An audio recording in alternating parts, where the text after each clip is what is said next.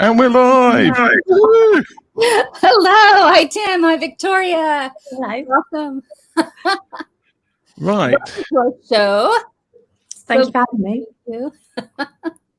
Right. Well, I always start off with an obvious question because there are going to be some people who come on and say, what on earth is customer experience and why should we talk about it? So I'm going to ask you this very important question. What is customer experience and why is it important? And why should people hire you to do stuff with it?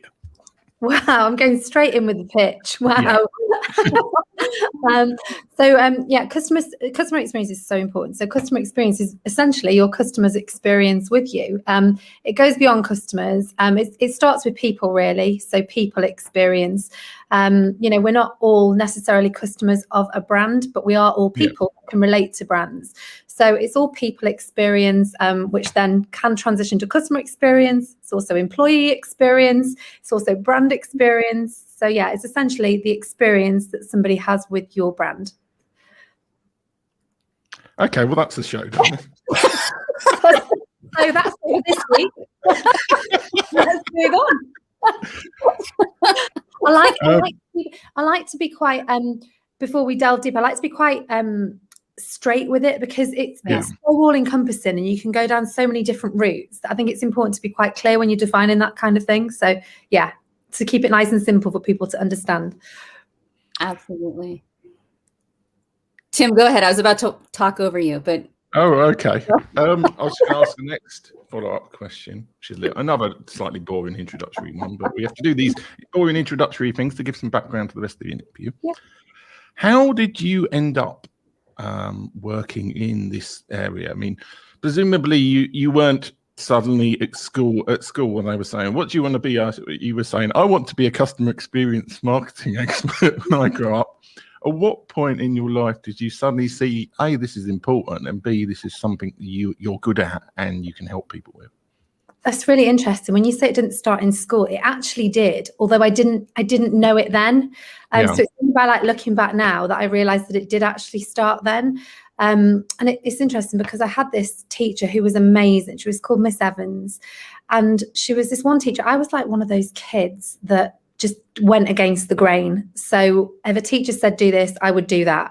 And if all my friends were doing something different, I would be trying to create something different. And I often remember all the teachers kind of saying, Victoria, can't you just do the same as everyone else? Can't you be the same as everyone else? Can't you just conform? And she was the one that really encouraged me to be me. And it really, it made me realize back then that she made me feel like I mattered, whereas the other teachers didn't. And I really remember that so well. And then it was one Christmas, we were in a school concert and we were singing in the church and she was playing the piano and she collapsed at the piano. And a couple of days later, she passed away. And I just remember at that young age being hit by, because I hadn't really lost anybody that I understood at that extent. And I just remember it hitting me like a brick and realizing that actually this lady really made me feel important, like I mattered and that me being me mattered. And none of the other teachers did that. And so much so now when I talk about this, like with business owners and the brands that I work with, I say, if Miss Evans had a business today, over 3 decades after her passing, I would be buying from her now because I was important to her and therefore she was important to me. So actually that kind of people experience and making people matter is something that has been with me since I was really young. But it's just naturally progressed as I've gone through different stages. I've had sales roles, I've had marketing roles, but essentially I've always worked with people. So it has kind of evolved from when I was a little dot to where I am now, really. So, yeah. I love you pointed out that your teacher told you that you mattered, and that's what you try to bring into the customer experience. Who is your ideal client and why? I've been lucky to be able to work with some of my ideal clients, to be honest. I've worked with everything from sort of like boutique company up to Fortune 100. So I've been very lucky that I've had a real spectrum of clients.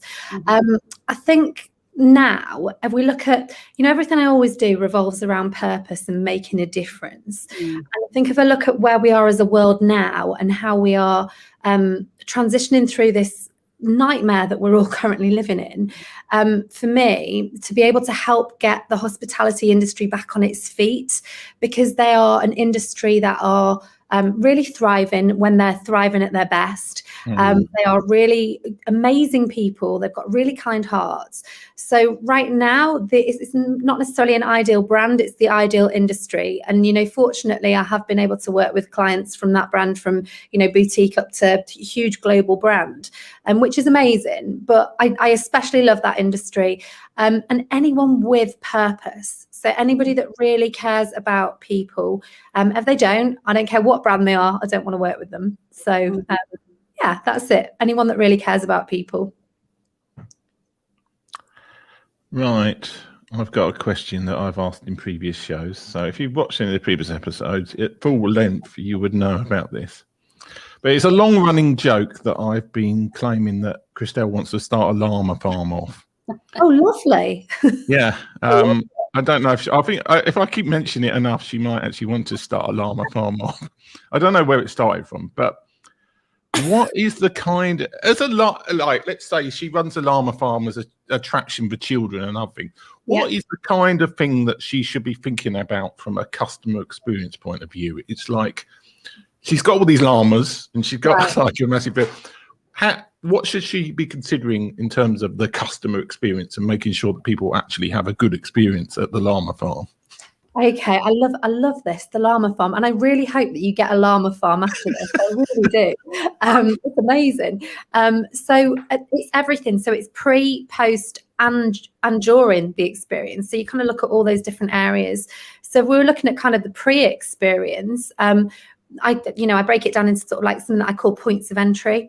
So that is, how do people interact with the llama farm before they become a customer? How do they know that the llama farm is the place that they want to take their children to, long before they even know that that's the place they want to take their children to? So that's to make sure that every entry point that Christelle has open, so this is an entry point here. Facebook message could be an entry point, a telephone call could be an entry point, an email could be an entry point. When Christelle meets with somebody on the street, that could be an entry point, to make sure that every experience and interaction that she has with a member of the public is a good one. And that if it's a digital entry point, that there is strategy behind it. And every single one requires a strategy to ensure that people have a great experience at those, so they do become a customer. When they're at the farm, so when they become a customer, what are they having? Is it that they come and they walk with the llamas? Is it they come and they feed the llamas? What are the different experiences that you offer? And then what are the experiences like with the staff? How do Christelle's staff interact with the people that visit the farm? How do the employees feel about working at the llama farm? What are we doing to invest in employees? What are we doing to make sure that customers have the right options for food? What are we doing to ensure the safety experience? What are we doing to ensure that there's a good booking experience? What happens when they've left the llama farm? Do we talk to them and follow up with them? Do we send them emails? Do we send them vouchers? Do we send them a text message to tell them there are offers going on at the llama farm? These are all tiny, tiny, tiny parts. There are millions of components to this. So those are just, a few surface level examples. But, customer experience is all encompassing. It's not just about how your customers feel. It's about everything that you do. So, how long is a piece of string? But there's just a few examples there. And we'd need to sit down and talk about the llama farm for hours before I could give you an actual full-on strategy. But those are just some examples of, some things that you might consider off the top of your head. Yes. Okay. So Tim told me about an event that you did, I believe, at a hotel. And I want to hear more about this, but I also want to know how this comes about. How do you even decide about this one? Do you know what? That's actually a couple of years ago now.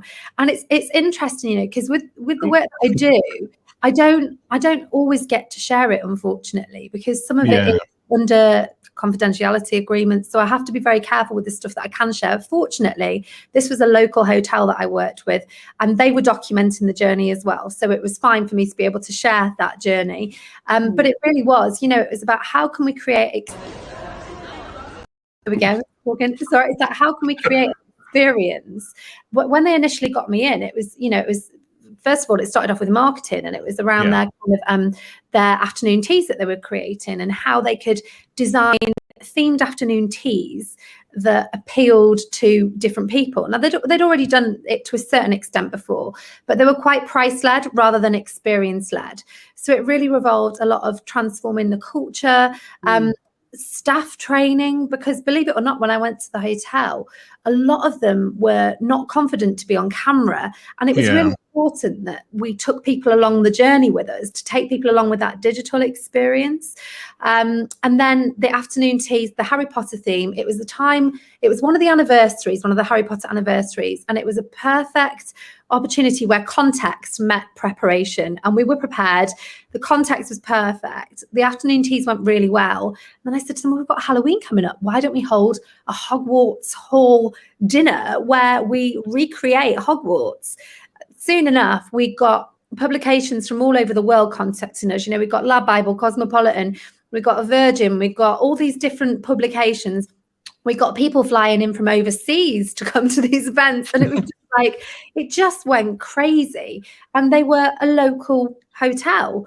So it just did go to show that by looking at context and looking at taking people on a digital experience prior to the actual experience, people felt like they were a part of the journey. You know, we involved them in quizzes and all kinds of different things digitally along the way. We took them behind the scenes. We had members of staff creating digital potions online so people could create their own digital cocktails at home to be a part of this. We just created fever around it. And it was crazy. And then it led on to even more experiences that led to a TV documentary. So yeah, it was just a snowball effect, really. You have to build excitement with experience, and that, you know, that's not so much the customer experience side of things. That's more experience creation. So yeah, that's what happened there. It was a bit of a snowball effect, and it was beautiful. Yeah, it was beautiful. And you included them, and you included everyone in the experience along the way to actually interact. Is that okay? Yeah. Because everybody's responsible for experience. So, you know, if you look at customer experience up to a department or a person, it doesn't filter through culture, and experience needs to filter through every person, every staff member. You know, we even had the gardener involved. When we were doing this, we had the gardener involved, and they were mowing the lawns outside, but we actually filmed it in reverse, so it looked like they were mowing it backwards, and the cleaner dropping her mop so that it looked like she was picking up a broom. So, you know, we got everyone involved, and it's really important, whether you are a local hotel creating an experience or you're a global brand looking to improve your customer experience, employee experience, that everybody has a level of responsibility, because it filters through. You know, everybody's responsible for experience. And you made a point, it goes back to your point earlier, where everyone is important, everyone matters, everyone's part of the team. 100%. Like you can't leave experience to the CEO, or you can't leave it to the sales staff, because if you leave it to the sales staff and then somebody speaks on the phone to a manager who's got terrible customer experience skills, then it all falls down. So it's got to be something that is written through an entire organization, whether you are a small local business or you're a Fortune 100 brand. So yeah, it filters all the way through. Tim, should we show the video again? Because we kind of snuck in there. I know. Well, this is the one with sound that I didn't appreciate. It had sound.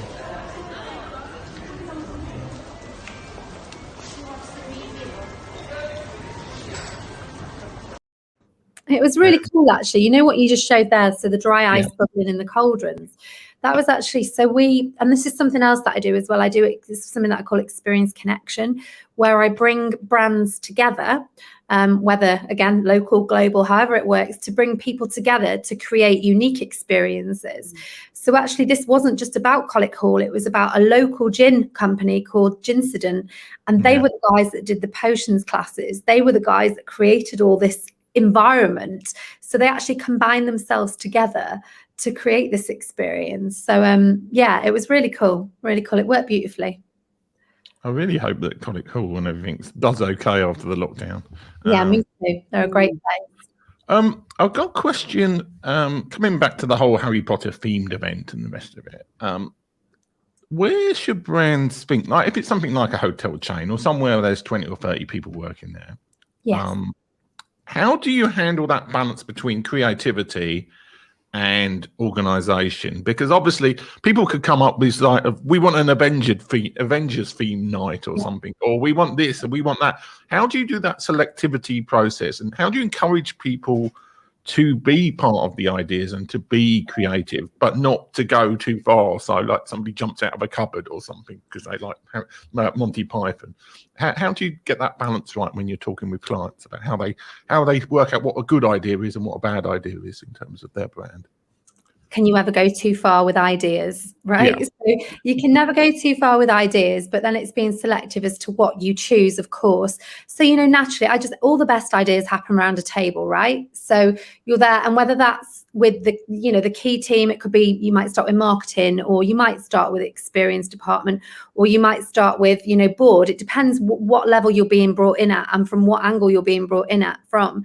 But it's getting those ideas around the table, then working out, who needs to be involved in those meetings, and then giving people enough creative time outside of that typical boardroom environment so ideas can form. And that's like creating an experience in itself. So what can we do to encourage staff to come forward with their ideas? Because ultimately we want to bring ideas forward. Very often I'm brought in as the idea like catalyst that comes in with the ideas to look at what's happening and, bring the ideas to the table that we can develop. But it's really important for me to bring staff on board with their ideas too, because when they feel like they're involved, they're more on board as well. So, giving them that time, sending them out. We used to send people out to gardens. We used to send people out to go and walk, to go and jump on trains to get ideas, and then come back when they've gone and had that time somewhere out of their typical working environment to come back with the ideas. And then, you sit around and go through it process by process and filter through those ideas and think, right, what do we try? And a lot of it is trying things, we see it at multiple levels. A lot of it is trying things and, what works, what doesn't work. Recently, a really lovely example that's, just been in the headlines, saying the headlines, in a lot of sort of marketing headlines, is a lovely partnership between Universal Music and Lego, where they've created an augmented reality app where children can create music videos in augmented reality with the Lego brand, the Lego messaging, etc. And they've got that, and that's a beautiful, unique, experiential combination of two brands working well under pandemic environment to provide a digital experience. Creativity is limitless. It's then going, okay, what do we go with? But you can never have too many ideas. During lockdown, have you been able to create unique experiences for clients? Yeah, 100%. And actually, a lot of it has revolved around employee experience as well. So if you imagine, we've been in an environment where employees have been working remotely. What have we been able to do to, motivate employees? Having employee days. So it could be like a day a month where we start in the morning with, could be a talk from the CEO, sales team. I'm not going to give specific examples of specific days, but we design these days. So then they collectively create playlists together, and then they go off for a walk and they come back with a drawing or a photograph from their walk. And then we sit everyone virtually down and we talk about sales reports and figures and ideas for the next month. And then, they all order food from the company's Uber Eats account that then arrives at lunchtime so they can all network together over lunch. And we've sent physical boxes through the post, which have then arrived at employees' houses so they can open them in time to be able to do the events, digitally together, where there's a physical element. So there's been so many different things. I've done product launches similarly, where we've combined physical and digital.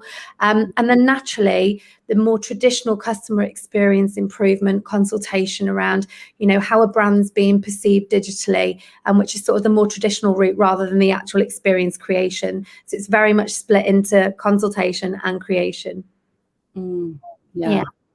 What... Tim, I'm going to jump in and ask one of my kind of questions. That's good, because I was thinking. Oh, good. You show so much passion in what you do, and so I want to ask you, what is it that really excites you and makes your heart come alive? People, good people. People, music. I've got a big old heart. I've got a big old heart. I'm a sucker, but I've just got a heart that's just wide open. But yeah, people, conversation. I've actually, it's really weird because I think I'm a bit of an an introverted extrovert, if that makes sense. And I think I've probably learned that a bit more over the last 12 months. You know, people would probably pocket me as an extrovert to look at and to talk to, but I really enjoy quiet time too. And having that quiet time and that kind of self-study and reflection, I think has really helped me during this year, because it's allowed me to kind of pour some more into myself, because I pour out quite a lot. So I enjoy being able to pour in and then pour out. But I thrive off people. Like, I love people. So, extroverted introvert. I get this. Yeah. So what do you do to pour into yourself? What looks like self-care to you? You know, and nature has been a huge thing this year, and I didn't think it would be, but I have found myself walking, God knows how many miles I've walked over the last 12 months since this all happened, but daily walks. I bought a bike last year, which was great. I was able to get out on a Dutch bike. It was beautiful. Go and do some cycling. And this year, guess what I've done this year? I have decided to get rollerblades. So they arrived this week. So that is going to be the 2021 activity for me. The lockdown activity is going to be rollerblading. So I think it's just looking at things you enjoy. I often sit at my piano and noodle around on the piano. I do a bit of singing. Bit of exercise, a bit of eating, you know, all the typical lockdown things. I enjoy cooking. Just anything that makes your soul smile, really. Yeah. So when the world opens up again, as hopefully it will do this year, what are the things on your well, I wouldn't say bucket list, but your small round utensil list thingy? Okay. That's a terrible way to describe a bucket, but yeah. Yeah. You know what I'm just really excited about is going back into the world with the eyes that I have now, because I don't think I fully appreciated it before. Like, I get to travel to beautiful places and see beautiful things, stay in wonderful hotels and meet with amazing people, but I was never really fully taking it in, I don't think, because the world was so quick. And I think now that we've had the chance to slow down, I feel like the appreciation for that world is going to be, I cannot wait to go dip my toes in the ocean again and be like, oh, I'm in the ocean. And, you know, to be able to get on a plane and travel again, and, you know, just to be able to sit in a restaurant with friends and family. You know, it's all these simple things that we just take for granted. And when the things that are, you know, taken for granted get taken away, you really just long for those simple things again. So yeah, I think just going out and doing those things that were just so normal is going to feel amazing when this is all over. I can't wait. Yeah. What about you? I want to know, are you the same? Do you feel the same? Oh yeah, I think so. Yeah. I mean, Tim's our traveler over here, and he hasn't been able to go anywhere. Yeah, I haven't been anywhere. So it's like, I want to finish off the 50 states if I can. I'm going to have to cheat by going to obscure places on the border of states. And then like, I'm in Nebraska. Now I'm in Iowa. So I'll probably end up at some really obscure places in the US that just happen to be on the state borders. So I can do it a lot quicker. So I'd like to go to Nashville. Well, I've got the hope over experience. I've got a ticket for Podcast Movement, which is in Nashville in August. I've booked the hotel. I haven't booked the flight yet, because it's like the hotel can be cancelled easily. The flights, a bit different on flights. Victoria, have you been to the US? I'm assuming you have.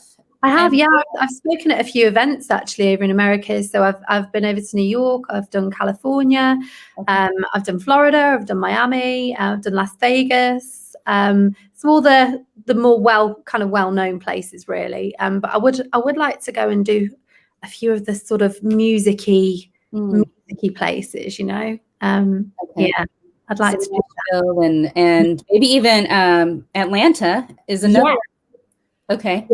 I'd love to, just to go and see some of those cities that you see on the movies, and just get out and do it. And I think that would be really cool. Like, I'm a big country music fan. Like, I am a country girl. Like, I love country music. So to be able to be out there and experience that would just be amazing. Just go to How did you get into country music being in the UK? I mean, that's a little bit odd in itself. So if I could find a picture on my phone to show you. So my dad is a dead ringer for Kenny Rogers, right? Oh. Wherever we have gone throughout our lives, people have always stopped him for autographs, thinking he was Kenny Rogers. So I think that kind of set me on that country route. Like I love country music. It's so soulful and it's storytelling at its best. And I think, that's what we do in this business as well. We're storytellers. So I think it lends itself to that, really, doesn't it? But yeah, good old Richard, my dad, a bit of a Kenny Rogers lookalike. So yeah, that certainly kind of set me down on that path. But I love country music. Yeah. So Nashville, I actually haven't been in Nashville, but from what I hear, you kind of bar hop and you hear the live music all over the city. Yeah, every bar on that main street, the Broadway's got like a band playing in it. It's very amazing. I remember my friend coming back from there a few years ago, and she'd been out in Nashville on a work trip, and she came back and she was like, "There's this guy called Chris Janson." And I was like, I don't know who Chris Janson is. I'd even being a big country fan, I hadn't heard of Chris Janson. And then I started playing this music, and he's got this song that you need to go and listen to, actually, when we come to this. It's called Buy Me a Boat. And I was obsessed. That was it. From when I was like, this is amazing. And she'd heard him out in Nashville. So I would love to get myself out to Nashville. That'd be fun. Okay, our show is almost coming to an end, but I like to ask our guests for advice. We are in a very long, prolonged lockdown, and I'd love for you to give advice to our guests in getting through and making sure everyone knows they matter, or just whatever advice you might have for anyone listening. Stay alive. And I know that sounds probably like really weird, but reach out. If you're feeling bad, please reach out to reach out to somebody, because this is such a challenging and difficult time. I'm an exceptionally positive person, but I have had days where I have thought, horrendous days, as I'm sure everybody has. But if you are lucky enough to have people around you, please talk to people. And if you can sit there every single day and remind yourself of the things you're grateful for. I'm not saying that's the answer. We go, all right, down all the things you're grateful for. Get out in nature, write the things that you are grateful for. Do something every single day that's for you, whatever that is, no matter how big or small. And take joy from those things. That could be a bath, it could be listening to music, it could be baking a cake. There's no prescribed way of it being, and I think it's really hard to offer blanket advice to people. But just stay alive. And if you're struggling and you are not sure what to do, reach out to somebody, because somebody somewhere will care. Reach out to me. If anybody's watching it, reach out to me. Reach out to these guys here. It's important we help each other through it and to the other side. Right. I have got a little screen overlay, which mentions your ebook that you've got. So you've got exactly 45 seconds to describe why people should sign up to your ebook. Well, you should sign up to my ebook if you want to learn about the pre-experience. So this is before somebody becomes a customer. This is people experience from the moment that somebody thinks they want something that you offer. How can you make an experience with them before they become a customer of your brand? We talk about all the different points of entry, how you can strategize each of them. I give you examples. I talk about why it's important now, and how you can best use this for your brand. So there you go, a little bit of advertising at the end of the show. I've not done that before, but you asked for it, so it's not like you got your pitch. That actually sounds really bad when you say I asked for it. You asked for it. You did say to me, would you like to promote anything? So I thought, well, I'll mention it. It's free and it's going to help people. So yeah, that's true. A free gift for watching. Where can we find you, Victoria? You can find me all over the socials at Victoria Tail UK. You can find my website at www.victoriatail.uk. Wonderful, wonderful. Thank you for being here. It was really, really nice to meet you and hear your enthusiasm for people and just know you in person a little bit. So thank you for being here, Victoria. Thank you for having me. Thanks so much for being on the show. And I'm going to play the outro now. Bye. Bye. Bye, everybody.